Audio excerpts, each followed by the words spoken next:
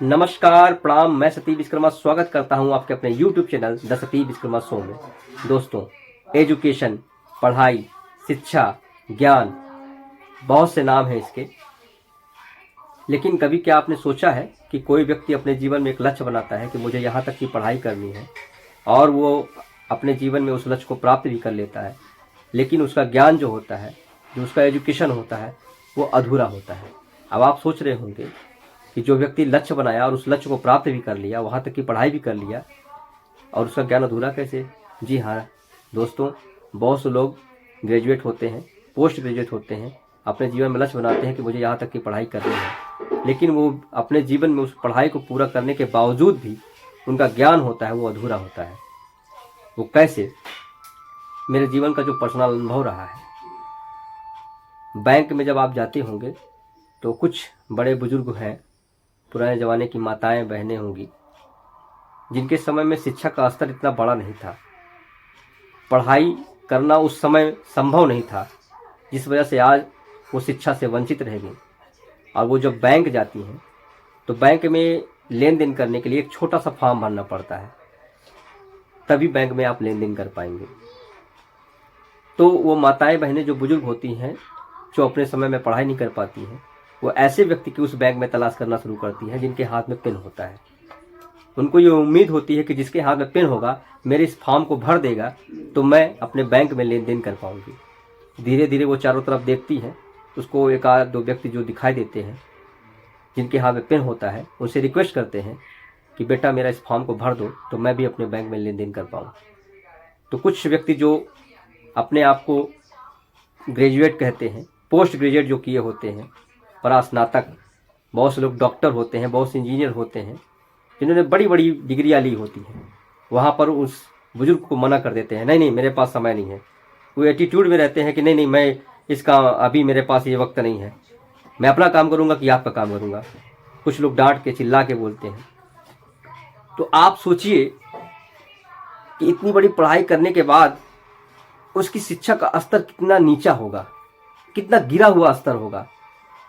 आप ग्रेजुएट किए होंगे, पोस्ट ग्रेजुएट किए होंगे, आपकी शिक्षा का स्तर क्या होगा?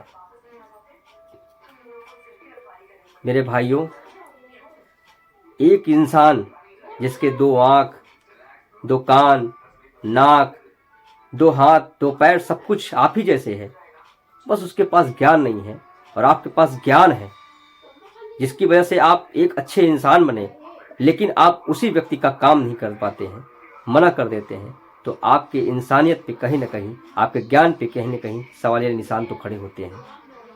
दोस्तों, जो आपके आसपास जनप्रतिनिधि टाइप के होते हैं, नेता टाइप के व्यक्ति होते हैं, समाज सेवी टाइप के व्यक्ति होते हैं, उनके पास आसपास के पड़ोस के लोग जो है बड़ी उम्मीद भरी नज़रों से देखते हैं कि मैं उनके, जब कोई छोटा सा कोई समस्या होती है, उनकी कोई प्रॉब्लम होती है, कि मैं उसके पास जाऊंगी, अपने गांव के प्रधान के पास जाऊंगी, मैं समाज सेवी के पास जाऊंगी, या किसी भी जनप्रतिनिधि, सांसद, विधायक के पास जाऊंगी, तो वो अगर फ़ोन मेरा लगा देंगे तो मेरा एक काम हो जाएगा।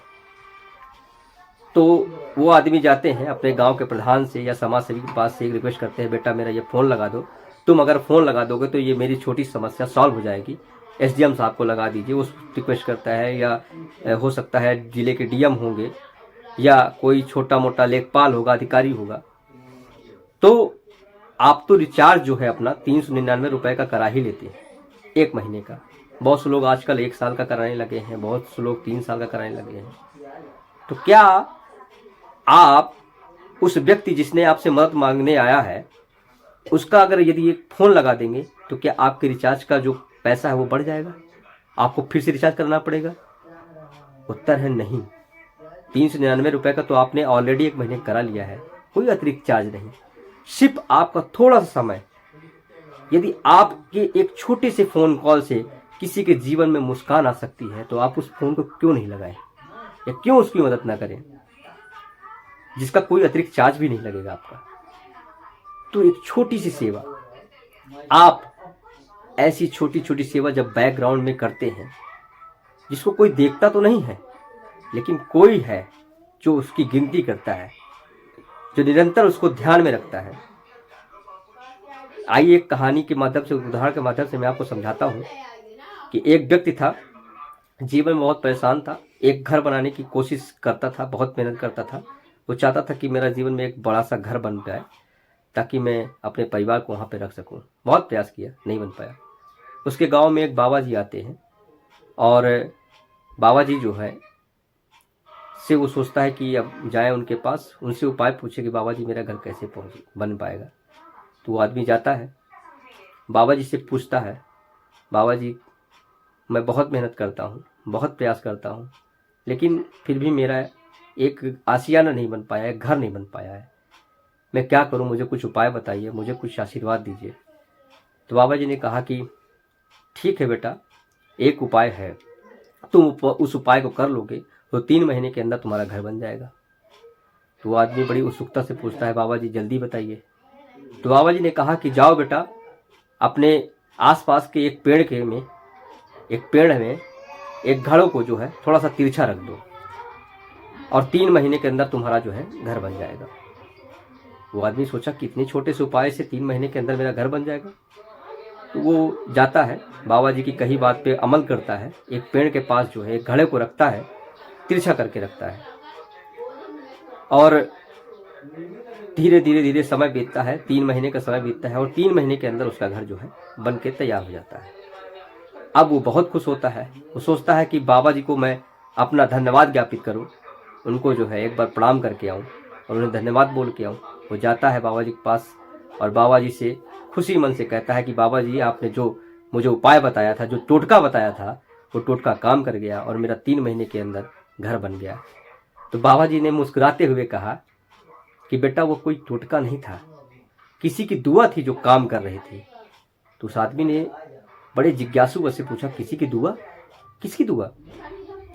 तो बाबा जी ने कहा कि जब तुम उस घड़े को पेड़ के पास तिरछा लटका के रखे थे तो एक चिड़िया वहां से गुजर रही थी, तूफान आने का समय था, भारी बारिश होने वाली थी।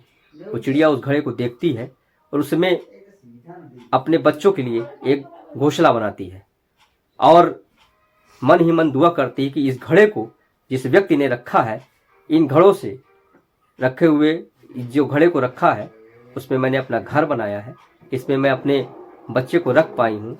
यदि मेरा घर बन पाया है उस व्यक्ति की वजह से, तो मेरी दुआ है, मेरी प्रभु से प्रार्थना है कि जिस घड़े को जिस व्यक्ति ने रखा है उसका भी जल्दी से जल्दी घर बन जाए।